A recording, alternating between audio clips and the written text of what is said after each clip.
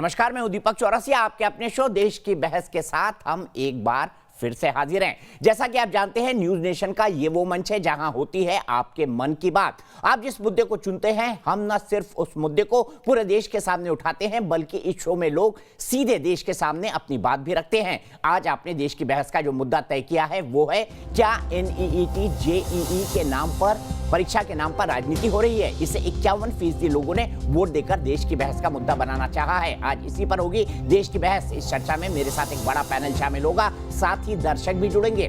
Corona काल में विपक्ष की राजनीति सड़क पर उफान मार रही है और इसकी वजह सितंबर में होने वाली मेडिकल और इंजीनियरिंग के लिए प्रवेश परीक्षा की तारीखें हैं। 6 गैर बीजेपी शासित राज्य NEET और JEE की परीक्षा को टालने की मांग पर एक बार फिर सुप्रीम कोर्ट पहुंच गए हैं। यह मांग की गई है कि इस माहौल में परीक्षा करना मुमकिन नहीं। उधर शिक्षा मंत्रालय और नेशनल टेस्ट एजेंसी ने भरोसा दिलाया है कि छात्रों को कोरोना के खतरे से बचाने के लिए पुख्ता तैयारी की गई है। इस परीक्षा से जुड़े करीब 24 लाख छात्र हैं जो आगे चलकर डॉक्टर और इंजीनियर बनेंगे। तो सवाल यही है कि क्या NEET और JEE के नाम पर सियासी चाल चली जा रही है? क्या नीट JEE के नाम पर हो रही है राजनीति? देश के 24 लाख छात्रों के भविष्य से कौन कर रहा खिलवाड़? सितंबर में होने वाली नीट और JEE की परीक्षा का मामला फिर पहुंचा supreme court. National eligibility cum entrance test यानी NEET और जॉइंट एंट्रेंस एग्जामिनेशन JEE की परीक्षा टालने की मांग पर राजनीति की परीक्षा हो रही है। दिल्ली से लेकर पंजाब और यूपी से लेकर उत्तराखंड तक कांग्रेस सड़कों पर उतरी। जिस कोरोना काल की दुहाई देकर कांग्रेस हल्ला बोल रही है, उसी कांग्रेस के तमाम कार्यकर्ता सोशल डिस्टेंसिंग और तमाम नियमों की धज्जियां उड़ाते नजर आए। परीक्षा के नाम पर विपक्षी दलों की मोर्चाबंदी भी तेज हो गई है। I hope the government listen to your voices and act upon your wishes. This is my advice to the government. যে আমরা ছাত্রছাত্রীদের হয়ে জিএ এবং নিটের জন্য আমরা সুপ্রিম কোর্টে রিভিউ অ্যাপিল করব। आपको बता दें कि नेशनल टेस्ट एजेंसी ने मेडिकल के लिए प्रवेश परीक्षा नीट का एग्जाम 13 सितंबर और इंजीनियरिंग की प्रवेश परीक्षा 1 सितंबर से 6 सितंबर के बीच की तारीख तय की है।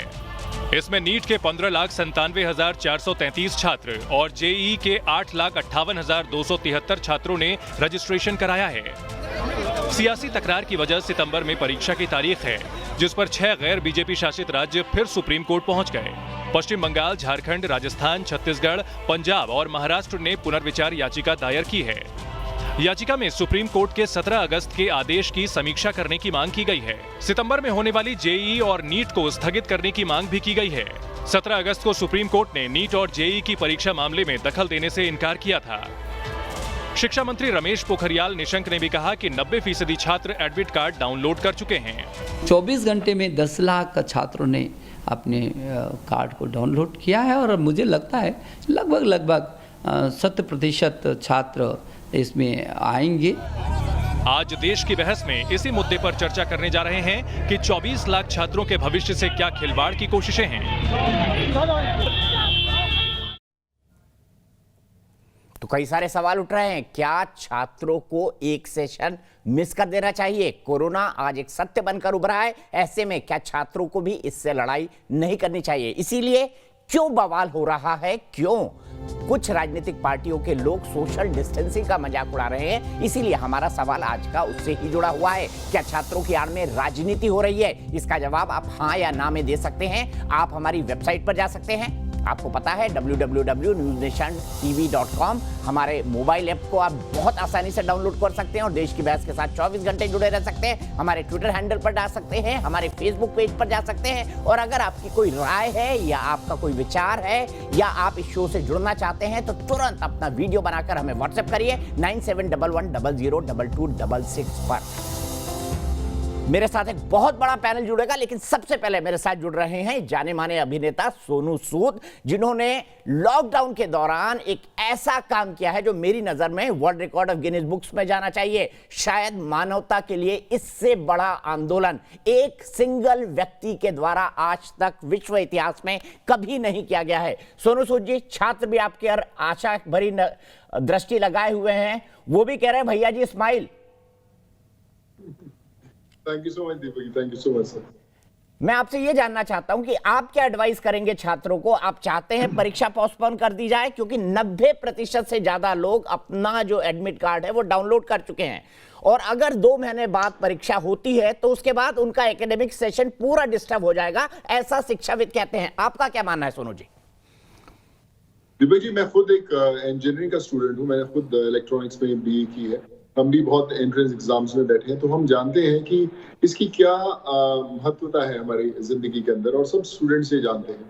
लेकिन हमें ये भी नहीं भूलना चाहिए कि ये वो एग्जाम्स है जहाँ पर देश का भविष्य जो है वो वहाँ के स्टूडेंट्स बाहर आते हैं।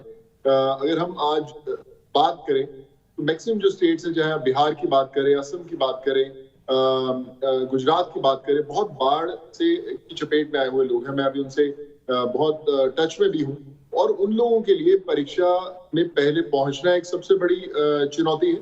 दूसरी बात, अपने उनके जब पेरेंट्स आएंगे, कैसे आएंगे? उनके पास आर्थिक स्थिति उस तरह की नहीं है, क्योंकि कोरोना में उतना ना तो कोई काम कर पाए, ना उनके पास वैसे पैसे हैं, ना सोर्सेस हैं। आज की डेट में 20-20 हजार रुपए टैक्सी वाले बोलते हैं आपको एक जगह से दूसरी जगह लेके जाने के लिए। सो ऐसी स्थिति में जब इतने बड़े कंपटीशन में छात्र उतरेंगे, तो आप सोचिए कि एकदम फ्री माइंडेड बैठना चाहिए, और ये लोग बैठेंगे पूरे स्ट्रेस में कि कहीं वायरस से कांटेक्ट ना हो जाए, पैसे कैसे आएंगे, पहुंचेंगे कैसे, बाढ़ में फंसे हुए हैं, अलग अलग तरह की कठिनाइयां हैं। तो मुझे लगता है कि इसे थोड़ा सा पोस्टपोन करना चाहिए, करीबन 40 से 50 दिन का, 60 दिन का समय देना चाहिए। नवंबर मिड में, नवंबर एंड में परीक्षाएं होनी बहुत जरूरी है, क्योंकि देश के लिए बहुत जरूरी है परीक्षाएं, पर थोड़ा सा समय चाहिए सरकार को भी और जितने स्टूडेंट्स हैं उनको भी। लेकिन सुप्रीम कोर्ट ने इन तमाम चीजों पर गौर किया है सोनू जी, और सुप्रीम कोर्ट का यह मानना है कि परीक्षाएं कोरोना के चलते स्थगित नहीं होनी चाहिए। अभी राजस्थान सरकार ने वहां पर माध्यमिक बोर्ड की परीक्षा कराई, जिसमें 20 लाख लोग शामिल हुए। कहीं आपको यह लगता है कि इसके पीछे पॉलिटिक्स हो रही है, इसके पीछे राजनीति हो रही है? आपका क्या मानना है? और आपसे जिन छात्रों ने संपर्क किया वो क्या कह रहे हैं? आपको कितनी संख्या में आपसे जुड़े हैं लोग, क्योंकि वो चाह रहे हैं कि आप उनको परीक्षा सेंटर तक पहुंचा दें?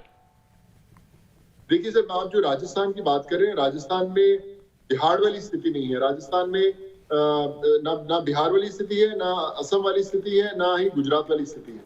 वो स्टेट में लोगों को पहुंचाया जा रहा है, उन्होंने किया। लेकिन अगर आप बिहार और इन स्टेट्स की बात, बिहार में सबसे ज्यादा जो लोग हैं वो अव्वल दर्जे के इन शिक्षाओं से निकलते हैं, और आप सोचिए कि जब वो लोग ही नहीं पहुंच पाएंगे तो हमारे कितने स्टूडेंट्स हैं जो जिंदगी भर उन्हें मलाल रहेगा कि पहुंच नहीं पाएंगे। जहां तक राजनीति की बात है, मैं कहता हूं कि हमने देश में जितने भी मुद्दे हुए, राजनीति हमेशा उसमें कूदी है, हमेशा लोगों के अपने अपने विचार रहे हैं, अपने अपने उनकी डिबेट्स रही हैं। लेकिन इस राजनीति के बीच में जो स्टूडेंट्स है, उसके फ्यूचर को हमें मद्देनजर रखना बहुत इंपॉर्टेंट है। उसके ऊपर ध्यान देना बहुत इंपॉर्टेंट है कि आप राजनीति को साइड पे कीजिए, जो भी करना है करते रहिए, लेकिन जो भविष्य है स्टूडेंट्स का, उसका बहुत इंपॉर्टेंट है ध्यान देना सर। ठीक है, 6 राज्य सुप्रीम कोर्ट गए हैं, क्या सोनू सूद भी अपनी इस मांग के साथ सुप्रीम कोर्ट जाएंगे, या सुप्रीम कोर्ट के वर्डिक्ट का इंतजार करेंगे? देखिए सर, मैं तो वर्डिक्ट का इंतजार करूंगा। मैं उनमें हूं, या तो मैं कोशिश करता हूं होने की, और नहीं होगा तो फिर मैं उसका हल ढूंढता हूं। मैंने एक कोशिश की है, आपके सामने आज भी कोशिश कर रहा हूं और करता रहूंगा कि ये इनको थोड़ा सा समय मिले छात्रों को। लेकिन अगर नहीं मिलेगा इन्हें इंसाफ जो ये चाहते हैं, तो मैं इनको इनके शिक्षा के जो सेंटर्स है वहां पहुंचाने की भी साथ साथ कोशिश कर रहा हूं।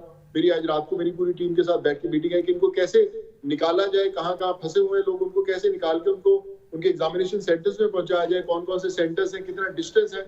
मैं सब उन लोगों से टच में हूँ। तो मैं तो एक बोलते हैं कि मैं एक बाईपास बना लेता हूँ कि अगर ऐसे रास्ते पे नहीं चलोगे तो ऐसे रास्ते पे अपनी मंजिल पे पहुंच ही जाएंगे सर। ठीक है, मतलब आपने अपनी तरफ से, आपकी टीम जो बहुत एक्स्ट्रा एफिशिएंट है, जिसने लॉकडाउन के दौरान लाखों लोगों को अपने घर तक पहुंचाया, आप इस ब्लूप्रिंट के साथ तैयार हैं कि अगर सुप्रीम कोर्ट कहता है कि नहीं परीक्षा होगी, तो फिर आप छात्रों को उनके परीक्षा केंद्र तक पहुंचाएंगे। यह सोनू सूद का वादा है? बिल्कुल सर, मैं उसी में लगा हूँ कोशिश में कि कोई भी छात्र ऐसा ना हो जो बोले कि मैं इसलिए फंस गया हूँ क्योंकि मैं वहां पहुंचना ही नहीं चाहता था।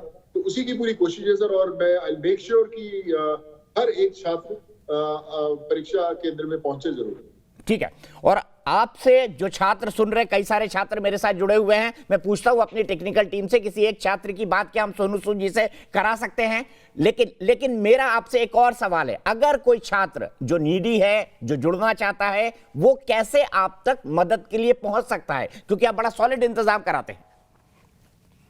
मैं सर अभी आज हम लोग एक ऐसा नंबर क्रिएट करेंगे, हम ऐसा एक कॉन्टैक्ट क्रिएट करेंगे, फिर मैंने क्योंकि इतने लोगों की मदद की इन सब डिस्ट्रिक्ट्स में, स्टेट्स में, वो सब लोगों को जब पता चला मैं आया, उन लोगों ने वापस कांटेक्ट किया कि भैया आप लोगों ने हमें पहुंचाया था, हम तैयार हैं, हम दरभंगा में तैयार हैं, हम मधुबनी में तैयार हैं, बताइए कैसे करना है। तो हम लोग एक ऐसा नंबर, एक ऐसा सिस्टम रेडी करेंगे कि जो भी स्टूडेंट जिस भी डिस्ट्रिक्ट में, जिस भी कोने, जिस मोहल्ले में फंसा हुआ है, वो एक सिर्फ हमें मिस कॉल या फिर हमें मैसेज देगा, हमारी टीम उनसे तुरंत कांटेक्ट करके एक मीटिंग पॉइंट सेट करेगी जहां से उनको पिक करके उनके एग्जामिनेशन सेंटर्स में जाएगा। तो अभी वही रोड मैप रेडी हो रहा है कि कैसे किया जाए, कैसे परमिशन सब सॉर्ट आउट करनी है। तो विल मेक श्योर कि अभी जब पहुंचाना है तो पहुंचाना ही है सर।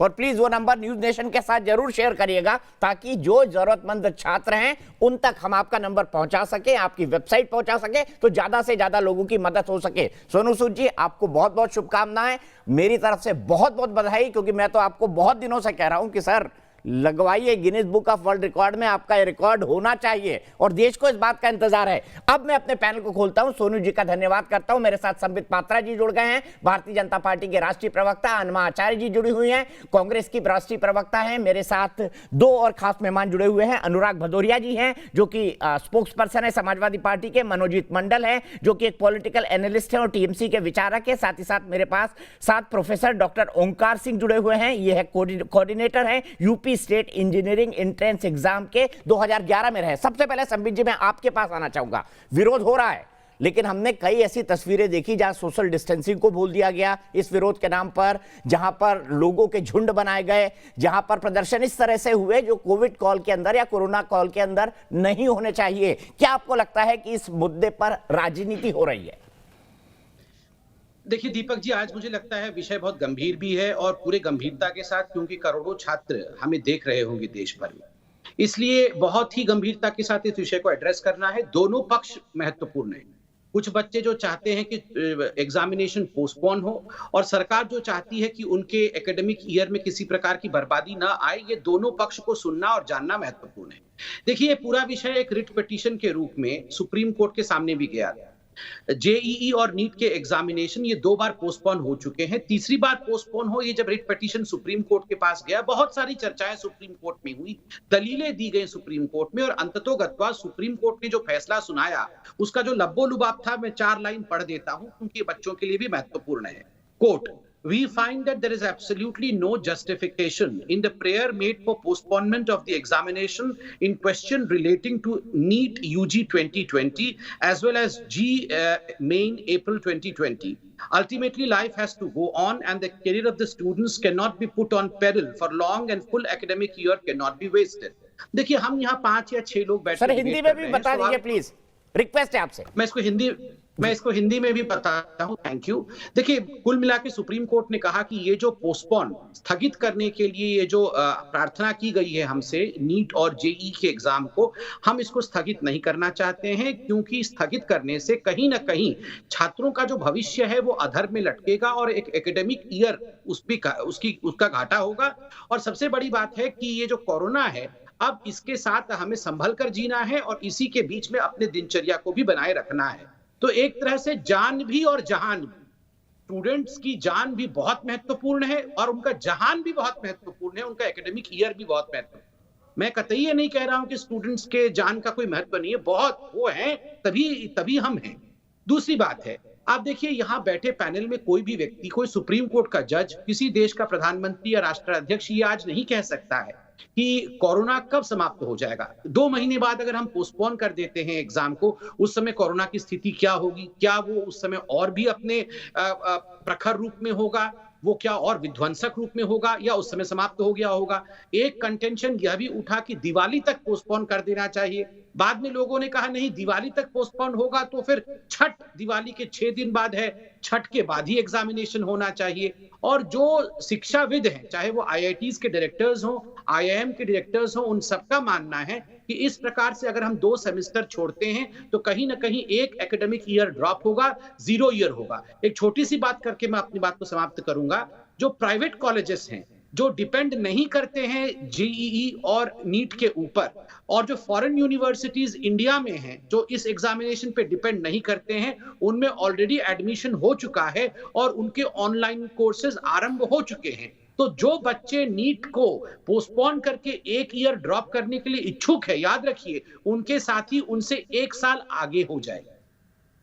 ठीक है, मतलब यहां पर कहीं उन जगह जहां पर एनईईटी जेईई की परीक्षा की जरूरत नहीं है वहां पर ऑलरेडी पढ़ाई स्टार्ट हो चुकी है, आप ये कह रहे हैं?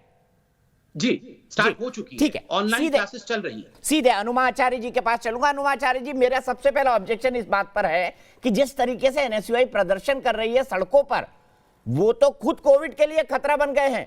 मैं मानता हूं आप एक मुद्दा उठा सकते हैं, राजनीतिक मुद्दा, लेकिन उनको भी संयम बरतने की जरूरत है। तस्वीरें दिखाइए कांग्रेस किस तरीके से प्रदर्शन कर रही है, सबसे पहले इसका जवाब दे दीजिए। और क्या आप चाहते हैं कि एकेडमिक ईयर 0 हो जाए, क्योंकि दिवाली है, छठ पूजा है, उसके बाद की परिस्थितियां हैं, ऐसे में जो एकेडमिशियन भी कह रहे हैं कि एकेडमिक ईयर जो है वो 0 हो जाएगा, क्योंकि 1 से 2 सेमेस्टर का लॉस तो ऑलरेडी हो रहा है।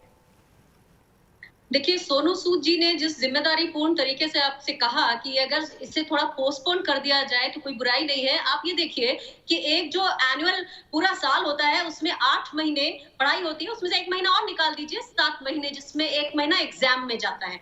तो अगर हम देखेंगे कि जो एकेडमिक सेशन है वो अगर हम थोड़ा सा कंप्रेस करें, क्योंकि ये 4 साल का कोर्स है यानी कि 8 सेमेस्टर्स हैं, तो इसमें अगर हम थोड़ा पोस्टपोन करते हैं, क्योंकि देखिए केवल कोविड ही एक समस्या नहीं है, इस समय समस्या असम में बाढ़ की है, उत्तर प्रदेश के कुछ इलाकों में और बिहार में बाढ़ की है। और हम इन एग्जाम्स की फीस इतनी कम इसलिए रखते हैं, जैसे 600 रुपए पर जो बॉयज हैं उनके लिए और जो छात्राएं हैं उनके लिए 350 के करीब होती है, कि उनको एक लेवल प्लेइंग फील्ड मिल सके।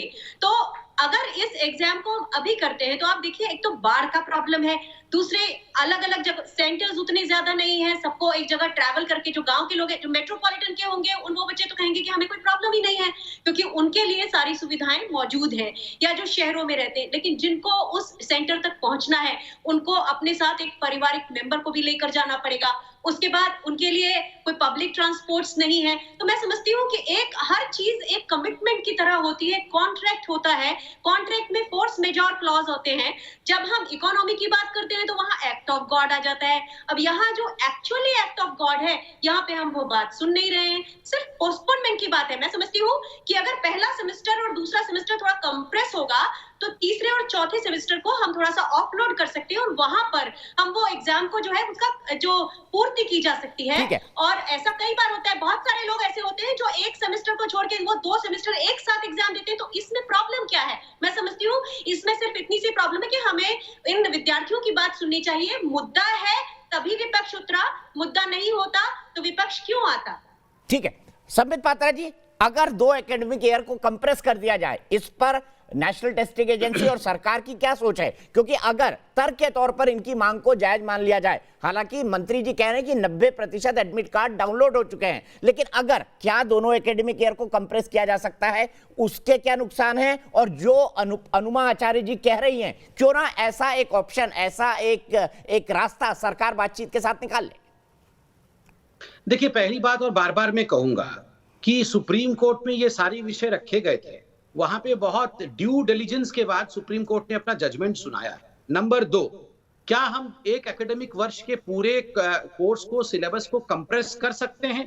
क्या इस विषय पे चर्चा नहीं हुई है? इस विषय पे बहुत प्रखरता के साथ हमारे एकेडमिशियंस, जिसमें डायरेक्टर्स ऑफ आईआईटीज इत्यादि रहे हैं, उन्होंने चर्चा की है। वो इसे फीजिबल नहीं मानते। यदि हम अक्टूबर के अंत में या दिसंबर के फर्स्ट वीक में एग्जामिनेशन करते हैं, रिजल्ट जनवरी में आता है, तो 2 सेमेस्टर का नुकसान होगा और एक 0 ईयर बनना ये लगभग तय है। और सुप्रीम कोर्ट ने भी कहा है कि लगभग एक एकेडमिक ईयर आपका खराब हो जाएगा। दूसरा, आप बताइए, क्या भारतवर्ष की जो परिस्थिति है, जैसे हमारे रिसोर्सेज हैं, उसमें यह संभव होगा कि अभी 2021 का बैच नहीं है, 21 और 22 के बैच जब वो आ जाएंगे अगली बार, दोनों को हम एक साथ कॉलेज में बैठा पाएंगे? क्या ये परिस्थिति आज हिंदुस्तान में है? मेरा स्पष्ट मानना है कि ये संभव नहीं है, नंबर 1। नंबर 2, देखिए, जहां तक राजनीति की बात है, देखिए हर राज्य के पास ट्रांसपोर्ट डिपार्टमेंट है। आपने बिहार में फ्लड की बात की, आपने आसाम में फ्लड की बात की। इसी आसाम में आप देखिए, इसी आसाम में कॉमन एंट्रेंस टेस्ट बिल्कुल ठीक तरीके से सुचारू रूप से हो गया। कॉमन एंट्रेंस टेस्ट तो राजस्थान ने भी कर लिया। देखिए ये उड़ीसा ने भी कॉमन एंट्रेंस टेस्ट कर लिया। यहाँ पर आप नीट और जेईई एग्जाम के विरोध में बोल रहे हैं, मगर अपने राज्य के एग्जाम्स को स्थगित नहीं कर रहे हैं। ठीक है, आसाम में भी फ्लड है, मगर वहां पर तो हो गया, तो बिहार में क्यों नहीं हो सकता है? हाँ, आपको डबल एफर्ट करने पड़ेंगे। और देखिए, मेरे पास वो तमाम राज्यों को लिखी हुई चिट्ठियां हैं जो केंद्र सरकार ने आज से 1 महीने पहले ही एहतियातन और किस प्रकार का एसओपी करके ट्रांसपोर्ट डिपार्टमेंट को कैसे फंक्शन करना है ताकि बच्चे अपने अपने जगह से, किस जिले में बच्चों की कितनी कंसंट्रेशन है, ये सारी डिटेल लिख दी गई है कि इस जिले में इतनी कंसंट्रेशन है, उनका नियरेस्ट सेंटर ये है, इतनी गाड़ी की व्यवस्था वहां होनी चाहिए। ये राज्य सरकार चाहेगी आराम से कर लेगी। 99% बच्चों का जो उन्होंने फर्स्ट चॉइस अपना सेंटर का दिया था, वो चॉइस ऑफ सेंटर दिया गया है। 332 बच्चे जेईई के ऐसे हैं जो अभी चाहते हैं वर्तमान में कि उनकी सेंटर बदल दी जाए। सरकार ने उनसे वादा किया है कि उनकी सेंटर को बदल दिया जाएगा। अभी भी कोई प्रॉब्लम है तो आप बिल्कुल हमें अप्रोच करें, आपके प्रॉब्लम को सॉल्व करना, उसके लिए हम बैठे हुए हैं, अर्थात सरकार बैठी हुई है। ठीक है, अनुमा आचार्य जी, आपने मेरे उस बात का जवाब नहीं दिया कि किस तरह के राजनीतिक प्रदर्शन हो रहे हैं, किस तरह से सोशल डिस्टेंसिंग की धज्जियां उड़ रही हैं, तस्वीरें चल रहे हैं। जरा समाजवादियों की भी तस्वीरें दिखाएं कि वो किस तरह से प्रदर्शन कर रहे हैं, टांगम टोली करके पुलिस वालों से जूझ रहे हैं। क्या ये जिम्मेदार नेतृत्व या जिम्मेदार विपक्ष का रवैया? अनुराग भदौरिया जी, सबसे पहले मैं समाजवादियों की तस्वीरें दिखा रहा हूं, फुल फ्रेम दिखाइए और सिर्फ अनुराग भदौरिया जी को दिखाइए। ये देखिए राजनीति के नाम पर क्या कर रहे हैं, इससे कोरोना नहीं फैलेगा क्या अनुराग भदौरिया जी? अब मैं बोलूं, देखिए बड़ी मजेदार बात है। अगर हम कोई राष्ट्र की बात करें लोकतांत्रिक तरीके से, अगर हम अरे सर, कोविड कॉल में प्रदर्शन करना लोकतांत्रिक तरीका है क्या? अनुराग भदौरिया जी, सवाल का जवाब दीजिए। अरे सुन लीजिए, कोविड कॉल में समाजवादी पार्टी की टोपी लगाकर पुलिस वालों से जूझना, सोशल डिस्टेंसिंग की धज्जियां उड़ाना, क्या ये प्रजातांत्रिक तरीका है? देखिए क्या कर रहे हैं समाजवादी पार्टी के कार्यकर्ता। अच्छा मैं बोलूं तो क्या भारतीय जनता पार्टी के सुब्रत पाठक सांसद जब अपना वहां स्वागत समारोह इतनी भारी संख्या में कराते तो क्या उनके ऊपर एफआईआर नहीं होना चाहिए? वो नहीं तोड़ रहे थे। जब भारतीय जनता पार्टी की सरकार बना रही थी वहां पे भोपाल के अंदर में, तो वहां पे कितने कार्यकर्ता उन्होंने इकट्ठे किए थे, और शिवराज सिंह चौहान भी मौजूद थे वहां पे, और लगातार उनके कैबिनेट मंत्री अभी कितने दिन पहले, 2-3 दिन पहले सोशल डिस्टेंसिंग जिस तर्क के आधार पर आप परीक्षाओं को स्थगित करना चाहते हैं उसका तो मखौल उड़ा रहे हैं अनुराग भदौरिया, उसका तो मखौल उड़ा रहे हैं आप। ये देखिए तस्वीरें, देखिए गवाह है तस्वीरें। माखौल भारतीय जनता पार्टी उड़ा रही थी लोकतंत्र का, लाठी बरसा के बाल पकड़ के खींच के। ये कोई पाकिस्तानी नहीं थे वहां पे, हम लोग वहां इसी हिंदुस्तान के रहने वाले हैं और छात्रों की बात लेके गए थे, और आपने पाकिस्तान बढ़ाया जाता है अनुराग भदौरिया जी।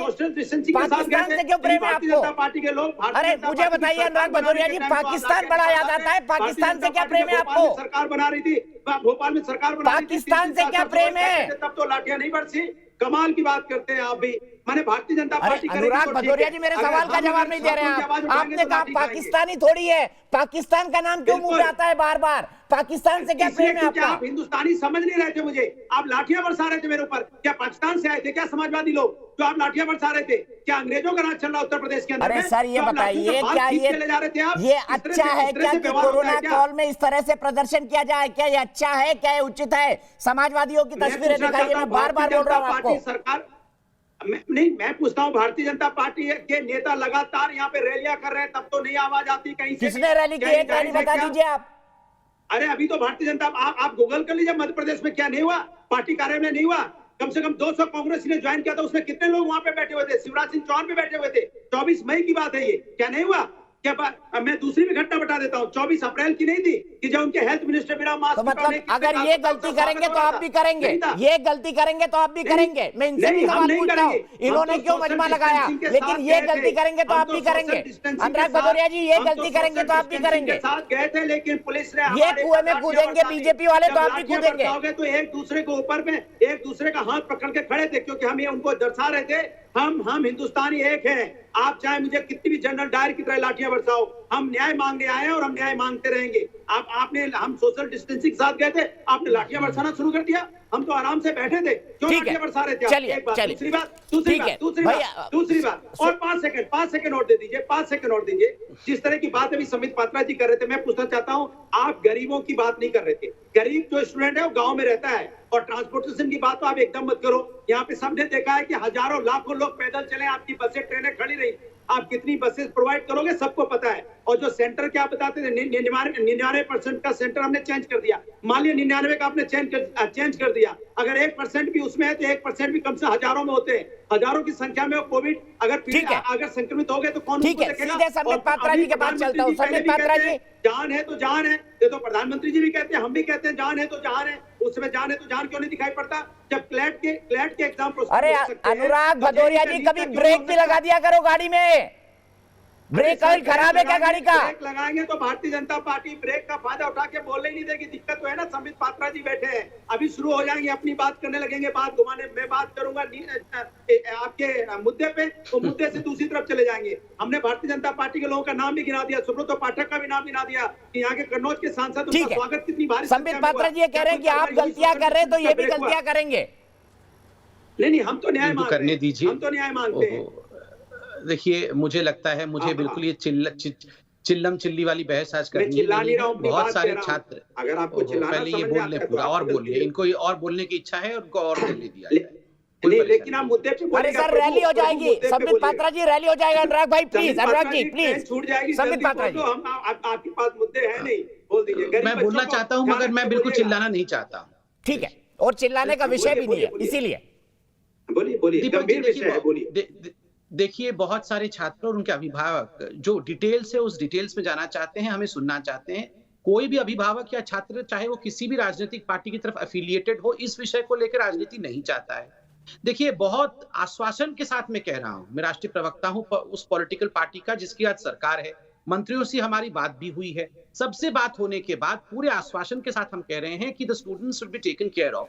जैसे कि मैं छोटा सा उदाहरण दे रहा हूं, एडमिट कार्ड चेक करने की जो प्रावधान है, वो प्रावधान भी ऐसे है कि डिस्टेंस से ही एक बारकोड के माध्यम से चेक होगा, कोई आपका एडमिट कार्ड पास में आके चेक भी नहीं करेगा। सारे एसओपी फॉलो होंगे। जिस जेईई के एग्जाम में एक कमरे में पहले 24 लोग बैठते थे, उस कमरे में अब 12 लोग ही बैठेंगे। सोशल डिस्टेंसिंग का पूरा ख्याल रखा जाएगा। ये रेस्पॉन्सिबिलिटी के साथ एसओपी के साथ ही हम आगे बढ़ रहे हैं। दूसरी बात है, जहां तक अनुराग भाई प्लीज, बहुत सारे छात्र मेरे साथ जूम पर जुड़े हुए हैं, वो गंभीरता से आप सब लोगों को सुनना चाहते हैं और अभिभावक भी सुनना चाहते हैं। संबित जी, देखिए, आप छात्रों से पूछिएगा, जब ये एप्लीकेशन भरते हैं तो एक कॉन्टैक्ट नंबर भी देते हैं कि फलाने कॉन्टैक्ट नंबर पे उनके साथ, चाहे वो गांव का भी क्यों ना हो, वो एक कॉन्टैक्ट नंबर देता है, क्योंकि आज गांव-गांव तक मोबाइल पहुंची हुई है। एक सर्वे के माध्यम से अधिकांश लोगों से बातचीत करने के पश्चात, क्योंकि अधिकांश अभिभावक और बच्चों का मानना है कि उनका एकेडमिक ईयर खराब नहीं होना चाहिए और 0 ईयर के लिए वो तैयार नहीं। आप जानते हैं कि संबित पात्रा जी की आवाज प्लीज। आप जानते हैं कि जेईई और नीट की जो एग्जाम है उसके लिए कुछ बच्चे, अधिकांश बच्चे तो 2 साल से प्रिपेयर कर ही रहे हैं। कुछ बच्चे ऐसे भी हैं जो 4-5 वर्षों से प्रिपेयर कर रहे हैं। इसलिए इनका ये कल्मिनेशन है, ये इनको एक क्लोजर भी चाहिए कि आखिर हमारे करियर का क्या होगा। मैंने प्राइवेट कॉलेजेस का भी एग्जाम्पल दिया, उनके क्लासेस चल रहे हैं, वो आपसे लगातार सीनियर हो रहे हैं, उसी बैच के बच्चे, और आप अगर ईयर ड्रॉप करेंगे और क्यों, बस इसलिए सिर्फ क्योंकि आप सरकारी कॉलेज में जाना चाहते हैं, तो इसका संदेश भी ठीक नहीं जाता है। ये इन सब विषयों को ध्यान में रखते हुए सुप्रीम कोर्ट ने कहा है कि एसओपी के साथ एग्जाम किया जाए, इसको किसी प्रकार से स्थगित ना किया जाए। ठीक है, सुयुषी विदित उत्तर प्रदेश से मेरे साथ जुड़ रहे हैं। अनुमा जी, मैं आपके पास तुरंत आ रहा हूं, लेकिन सुयुषी, मैं जानना चाहता हूं आपका क्या कंसर्न है। सरकार की तरफ से संबित पात्रा जी कह रहे हैं कि आप संपर्क कर सकती हैं अगर किसी भी तरह की दिक्कत है नेशनल टेस्टिंग एजेंसी से या आपकी अथॉरिटी से। आपकी क्या समस्या है, खुल के बताइए। आज सब लोग आपको सुन रहे हैं, तमाम राजनीतिक पार्टी के लोग। सर, कनेक्ट तो हम हो सकते हैं एनटीए से, पर सबसे बड़ा कंसर्न जो हमारा ये है वो कि कोविड केसेस बहुत राइज हो रहा है, और जो कहा जा रहा है कि ट्रांसपोर्टेशन और सारी फैसिलिटीज दे दी जाएगी, लेकिन सर जो ट्रांसपोर्टेशन फैसिलिटीज दी जाएगी उसमें क्या आप इंश्योर करेंगे कि सोशल डिस्टेंसिंग के साथ सारे बच्चे सेंटर पे आएंगे? फिर तो कोविड केसेस और बढ़ेगा। अगर आप ट्रांसपोर्टेशन सारा खोल देंगे तो उससे तो कोविड केसेस ज्यादा राइज करेगा। मैंने नीटशाला पे अभी एक कॉल लिया था सर, उसमें 90% स्टूडेंट्स का यही कहना था कि एग्जाम शुड बी अपनी लाइफ तैयारी है। अगर जिंदगी रहेगा तो नेक्स्ट ईयर भी एग्जाम देंगे और हम राइज करेंगे, बट जिंदगी ही नहीं रहेगा तो फिर एग्जाम्स का क्या फायदा होगा। तो सुश्री जी, एक बात जानना चाहता हूँ, क्या आप इस बात के लिए ओके हैं कि आपका एक एकेडमिक ईयर 0 हो जाए? मैं आपसे जानना चाहता हूं, आपकी राय जानना चाहता हूं। सर लाइफ से बढ़ के कुछ नहीं होता है। अगर हम लोग को इंश्योरेंस दे दिया जाएगा आना चाहेंगे, लेकिन अगर मौत की बात आएगी तो हम पहले अपनी जिंदगी को प्रेफर करेंगे एग्जाम बाद में। ठीक है सुयशी, लेकिन मैं एक बात आपको कहना चाहता हूं, ये शायद टेक्निकली इनकरेक्ट हूं मैं, जिंदगी का तो कोई भरोसा नहीं होता है। आप गाड़ी में जा रहे हैं, कोरोना काल नहीं है तो भी एक्सीडेंट हो सकता है। सुयशी, मेरे ख्याल से मौत और जिंदगी जो है ये तो ऊपर वाले के हाथ में है, लेकिन फिर भी आपकी समस्या है, मैं सत्ताधारी पार्टी के जो संबित पात्रा जी हैं उनके कंसर्न में लाता हूं। उत्तर प्रदेश में उनकी सरकार है, वो क्या बताते हैं। और मुझे सुयशी ये बताइए, आप कहां की रहने वाली हैं और आपका सेंटर कितना दूर है? पटना से हूं मैं, ऑलमोस्ट 30 किलोमीटर की दूरी पर है। कितनी किलोमीटर की? 30 किलोमीटर की दूरी पर है इनका सेंटर। संबित जी, मैं चाहूंगा आप इनको एड्रेस करें। हो सकता है कि शायद इन लोगों को काउंसलिंग की भी जरूरत हो। नहीं, बिल्कुल, थैंक यू सो मच। देखिए, इन्होंने बहुत अच्छे तरीके से अपने कंसर्न को रखा। यही तो सुंदरता है, पढ़े लिखे लोग हैं, ये हमारे देश के भविष्य हैं। और जो बिटिया ने कहा है कि जान है तभी तो जहान है, 0 ईयर भले ही हम सह सकते हैं, मगर हमें जीवित रहना ये हमारे लिए आवश्यक है। मगर इन्होंने ये भी कहा कि अगर हमें ये एश्योरेंस और इंश्योरेंस दिया जाए कि हमें कुछ भी नहीं होगा, तब हम जरूर आएंगे। देखिए, मैं बहुत हम्बली सबमिट करना चाहूंगा कि इंश्योरेंस तो इस वर्ल्ड में ईश्वर को छोड़कर कोई नहीं दे सकता, मगर एश्योरेंस हम जरूर दे सकते हैं। और एश्योरेंस सरकार ने दिया है। देखिए, जहां तक ट्रैवलिंग की बात है, आपने कहा कि ठीक है सेंटर में डिस्टेंसिंग हो सकती है, ट्रैवलिंग का क्या होगा? यहां तक भी फैसिलिटी की गई है कि आपके पास अगर है जो आप डाउनलोड की है, कंटेनमेंट जोन में रहती हैं तो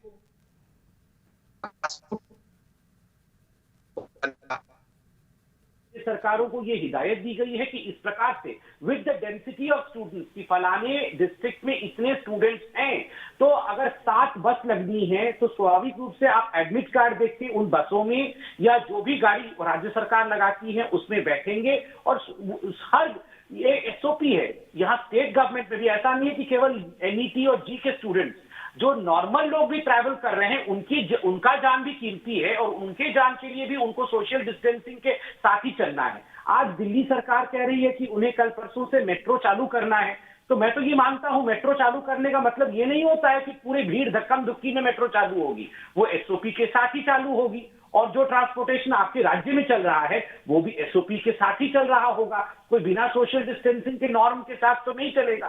देखिए ये, और लास्ट में मैं कहूंगा, कोई ये वॉलंटियर एग्जामिनेशन है, जेईई और एनईटी ये वॉलंटियर एग्जामिनेशन है। आप अगर ऐच्छिक रूप से चाहते हैं कि आप इस एग्जाम में बैठे, कोई आपको फोर्स नहीं कर सकता है। और आपको अगर लगता है कि मेरे लिए 1 ईयर ड्रॉप करना महत्वपूर्ण है तो अगली बार दे सकते हैं। इसमें किसी प्रकार का ये विषय सुप्रीम कोर्ट से रखा गया था कि कोई भी छात्र चाहता है कि मैं इस साल नहीं दूंगा, मैं अगले साल दूंगा। कई लोग करते हैं, कई लोग ड्रॉप ईयर लेते हैं, ड्रॉप ईयर लेकर अच्छा, ये क्या बात हुई? रास्ता खुला। मैं बोलूं दीपक जी, अनुराग भाई, मैं 1 मिनट आ रहा हूँ। मनोजीत जी से मैंने कोई कमेंट लिया है, अनुमा जी उसके बाद मैं आपके पास आऊंगा। मनोजीत जी, थैंक यू। ममता बनर्जी की भी सरकार है, अगर राज्य सरकार चाहे तो केंद्र सरकार जो 1 महीने पहले गाइडलाइंस भेज चुकी है 17 अगस्त के सुप्रीम कोर्ट के फैसले के बाद, उसके आधार पर ट्रांसपोर्टेशन की व्यवस्था कर सकती है। जहां पर बाढ़ हो वहां पर कोई अल्टरनेट दे दिया जाए। मैं सिर्फ सुझाव के तौर पे कह रहा हूं, आपके राजनीतिक विरोध का मैं स्वागत करता हूं, लेकिन क्या आधा घंटा से बैठा हूं 2 मिनट दीजिए, आप लोगों को कुछ कहना चाहता हूं। आधा घंटा से बैठा हूं, इस तरह का बहस नहीं होते हैं। सुनिए, मैं एक पढ़ाता हूँ इंजीनियरिंग इंस्टीट्यूट, जहां देश और दुनिया के जाने-माने इंस्टीट्यूट में बच्चों को जोड़ा हुआ है। सर, आज भी आपको दुखी हो रही है, बच्चों को जोड़ा हुआ है, क्या उनकी बात नहीं कराऊं सत्ताधारी पार्टी के प्रवक्ता से? तो मैं आप इस तरह से मेरे को बुलाते हो क्यों है? आधा घंटा से बैठा हूँ, एक सेंटेंस कहा, आपने आ गया बीच में। सर, आप शुरुआती कंप्लेन से करते हैं ना, प्रॉब्लम ये है, शुरुआती आप लोग कंप्लेन से करते हैं। अगर आपके गेस्ट को नहीं, क्यों नहीं करेंगे? क्यों नहीं करेंगे? ये मामला सिर्फ छात्रों का है क्या? आपको पता है 26 लाख छात्रों के एग्जाम के देने के लिए कितने सारे टीचर लोगों के होना चाहिए?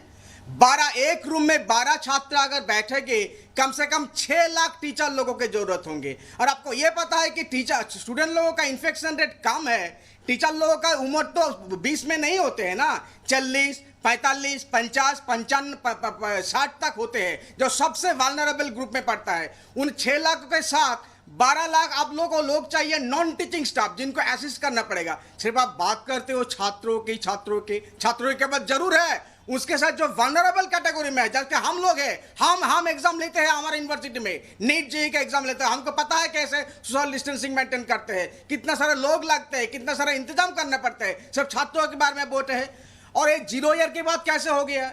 आपको पता है जो एग्जाम होनी थी अप्रैल को, उसके क्लासेस शुरू होनी चाहिए थी जुलाई और अगस्त में।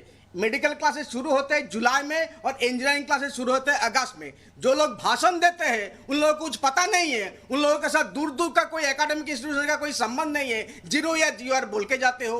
अगस्त में सेमेस्टर शुरू होते हैं, दिसंबर तक चलते हैं। इसका मतलब यह हुआ कि हम लोग ज्यादा से ज्यादा एक सेमेस्टर लूज करेंगे। और ये इतिहास में आज नहीं हुआ है। 1967 में बंगाल में कोई एग्जाम नहीं हुआ था। अब देख लीजिए इतिहास पढ़ के, आपको ये पता नहीं है जब नक्सलाइट मूवमेंट जब होते थे बंगाल में कोई एग्जामिनेशन 1 साल तक नहीं हुआ। क्या हम सब पीछे रह गए? अभी ये पैंडेमिक के बारे है, सब छात्रों का नहीं है। एक टीचिंग नॉन टीचिंग स्टाफ कम से कम 10 से 12 लाख टीचर और नॉन टीचर को लगेगी, जो लोग वनरेबल कैटेगरी में है। अब जब बहस हो रहे हैं, सब छात्रों की बात हो रही हो, ठीक है, लेकिन इसके साथ हम लोगों का लाइफ भी जुड़े हैं, हम लोगों का जिंदगी भी जुड़े हैं। लेकिन क्यों प्रेशराइज किया जा रहा है? सब बोल दे रहे कि प्राइवेट इंस्टीट्यूशन। अरे प्राइवेट इंस्टीट्यूशन और गवर्नमेंट इंस्टीट्यूशन का कोई कंपटीशन होता है क्या? मुझे थोड़ी पता है। और गवर्नमेंट इंस्टीट्यूशन प्राइवेट कोई कंपटीशन नहीं है। अरे उन लोगों का कंपल्सन होते हैं, क्योंकि उन लोग अगर फीस नहीं भरते तो उन लोग सैलरी नहीं दे सकते हैं। और हम लोगों का पास कोई कंपल्सन नहीं होते, फिर भी हम जाते हैं यूनिवर्सिटी में। और इंजीनियरिंग और मेडिकल जो सब डॉक्टर बैठे हैं, उनको पता है ऑनलाइन क्लासेस में नहीं होता है। ये कोई फिलोसॉफी और लिटरेचर शेक्सपियर का क्लास नहीं है, सोक्रेटिस का क्लास नहीं है कि हम ऑनलाइन में पढ़ा सकते हैं। ठीक है मनोजित मंडल जी, आपने अपनी बात पूरी कर ली होंगे, लेकिन इसके साथ तो हम जान रहेंगे। सिर्फ हम लोगों का नहीं है, टीचर और नॉन टीचिंग स्टाफ के बारे में भी सोचिए।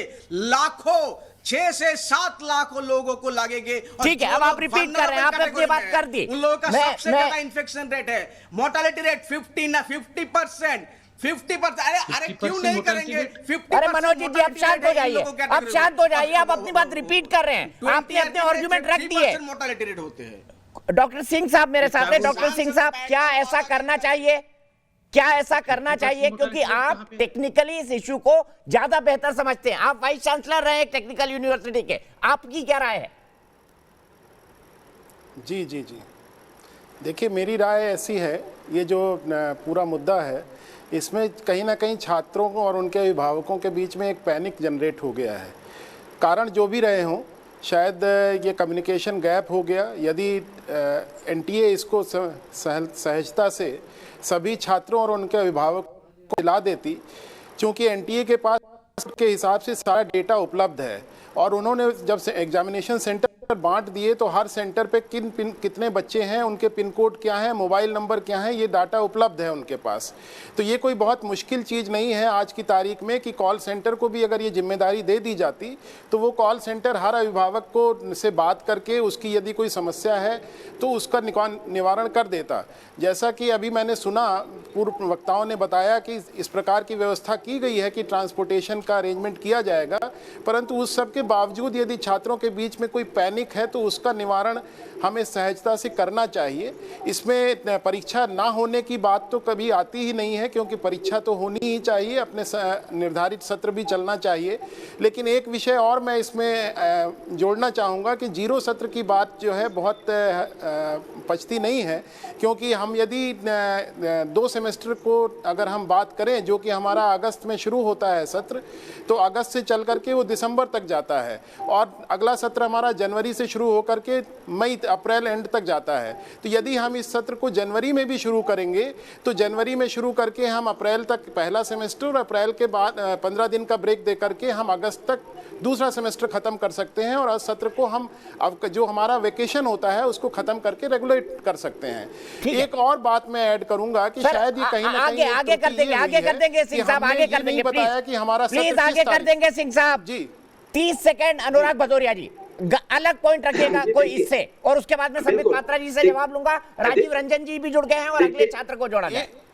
देखिए जो बिटिया अभी जुड़ी थी शुभश्री, उसने देखो कितनी साफ बात कही। वही मैं कह रहा था, ट्रांसपोर्टेशन की प्रॉब्लम है क्योंकि सोशल डिस्टेंसिंग की वहां प्रॉब्लम आएगी, क्योंकि आप जानते हैं गवर्नमेंट की जो हालत आज की डेट में है वो बसेस प्रोवाइड नहीं कर पाती समय से। मैं जानता हूँ अच्छी तरह से, देखो कहना बहुत आसान होता है। उसने यही कहा कि 90% छात्रों से हमने बात की है वो एग्जामिनेशन के लिए तैयार नहीं है। उसने सोशल मीडिया पे एक पोल किया, 90% छात्रों, 25 लाख छात्रों को बिटिया बात कर लेगी। अनुराग भदौरिया के आर्गुमेंट को तर्क का रखा करिए।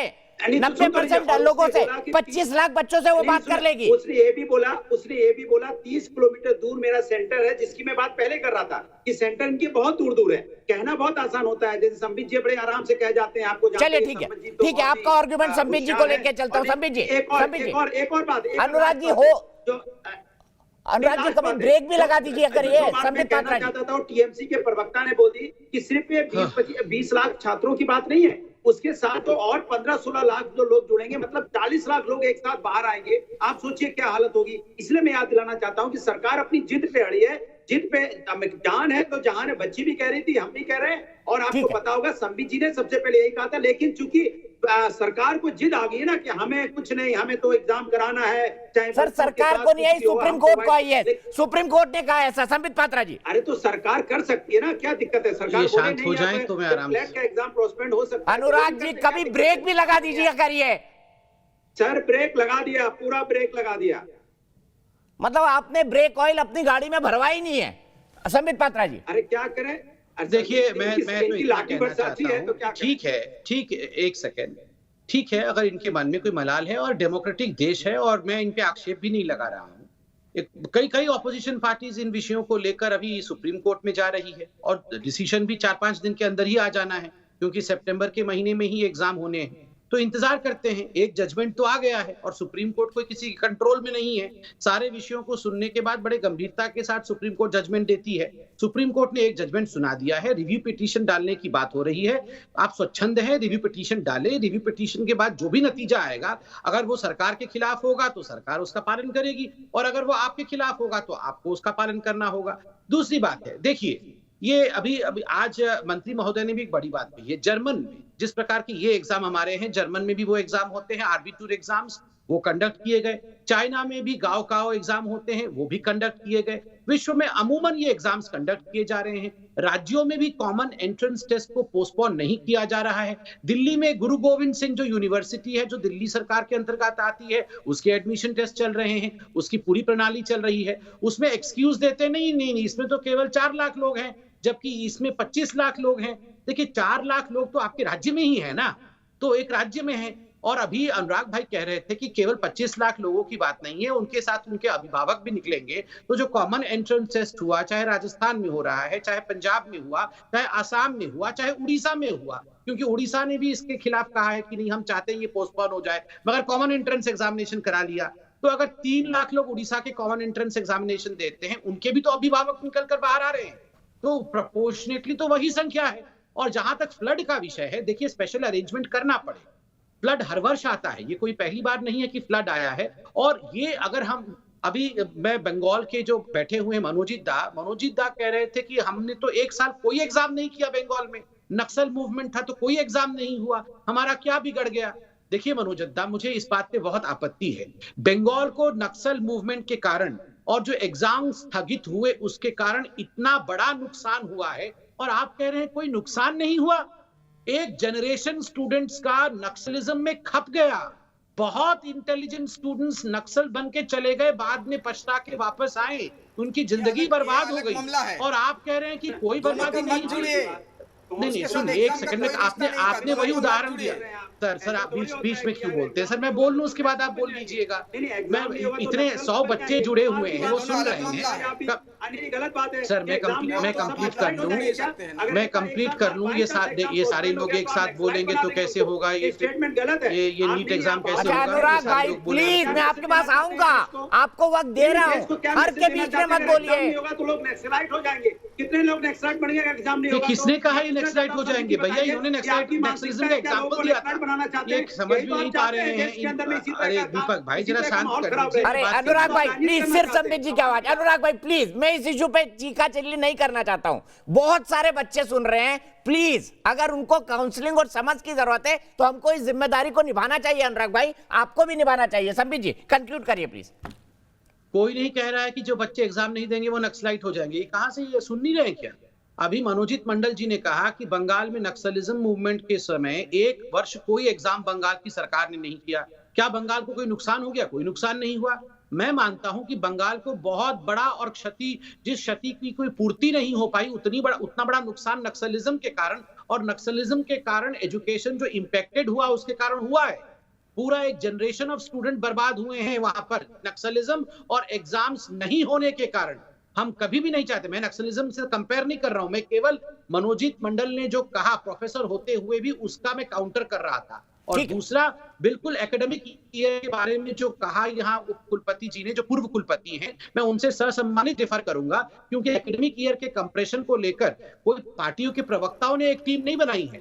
आईआईटीज के डायरेक्टर्स, आईआईएम के डायरेक्टर्स, एम के डायरेक्टर, इन लोगों ने टीम बनाई है और इन लोगों ने निर्णय लिया है कि संभव नहीं हो पाएगा। इसलिए मैं या अनुराग भाई इसके एक्सपर्ट नहीं है कि हम कंप्रेस कर सकते हैं कि नहीं कंप्रेस कर सकते हैं। ठीक है रागिनी नायक जी, मेरा सीधा सवाल आपसे। प्रोफेसर साहब मैं 1 मिनट में आ रहा हूं आपके पास। के साथ इस मामला का कोई संबंध नहीं है। रागिनी नायक जी मेरा सीधा सवाल आपसे। राजस्थान में एक अच्छा राज्य है, बड़ा राज्य है, बड़े क्षेत्रफल का राज्य है, वहां पर आपने 20 लाख लोगों की माध्यमिक बोर्ड की परीक्षाएं कराई, उसकी वाहवाही भी लुटी, बकायदा आर्टिकल छपे कि देखिए कोविड कॉल में भी, कोरोना कॉल में राजस्थान सरकार ने इतनी बड़ी जिम्मेदारी निभाई और इन परीक्षाओं को सफलतापूर्वक कराया। सवाल यह है कि अगर एक राज्य में 20 लाख लोग परीक्षा दे सकते हैं तो पूरे देश में 24 लाख क्यों नहीं? इसको लेकर कांग्रेस पार्टी, आपके नेताओं ने क्या पैनिक नहीं फैलाया? क्या विद्यार्थियों की चिंताओं को और नहीं बढ़ा दिया? मैं आपसे जानना चाहता हूं।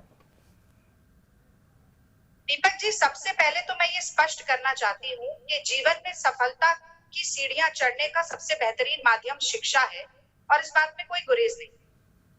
हर साल जिन विद्यार्थियों की हम बात कर रहे हैं, इनकी आंखों में चमकीले सपने होते हैं भविष्य को लेकर, और ये जानते हैं कि उस सफलता तक पहुंचने का रास्ता कॉम्पिटिटिव एग्जाम से ही होकर जाता है।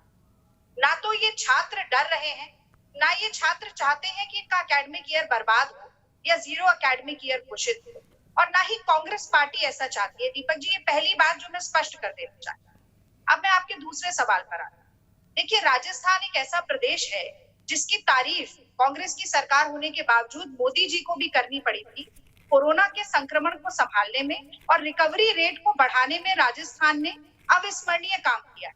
लेकिन क्या राजस्थान की जो परिस्थिति है वो पूरे देश की परिस्थिति है? ये पहला सवाल उठता है।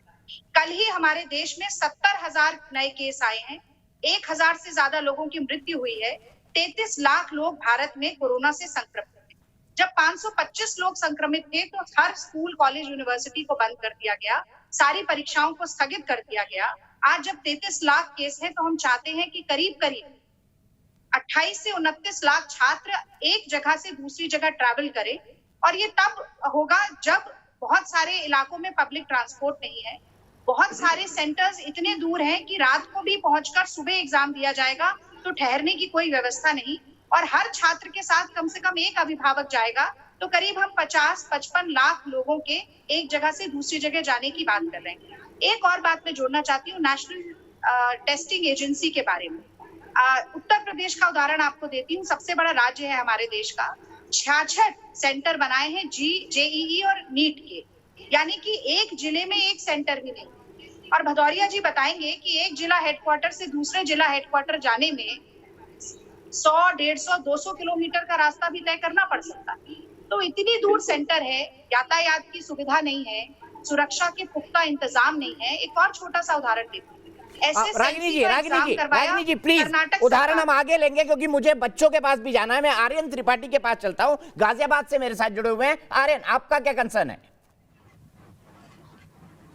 पूरे सभी राजनीतिक पार्टियों के प्रवक्ता आपको सुन रहे हैं, खुद डॉक्टर संबित पात्रा जी आपके साथ जुड़े हुए हैं लाइव। सर मैं बस इतना चाहता हूं कि एग्ज़ाम हो तो ये आप इंश्योरिटी दें कि हम लोग वहाँ पर कम से कम जिंदा रहेंगे, हमारे साथ जो हमारे पेरेंट्स आएंगे उनके लिए ठहरने के लिए जगह होनी चाहिए। जब आप बसेस खोलेंगे तो हमें वहाँ पर हमें कम से कम वहाँ जाने के लिए बसेस चाहिए होंगी। तो हमें बहुत बड़ा खतरा है कि हमारे ऊपर हमें कोविड इन्फेक्ट कर सकता है। ठीक है, अच्छा ये बताइए आपका सेंटर कितनी दूर है? आर्यन त्रिपाठी, आपका सेंटर कितनी दूर है?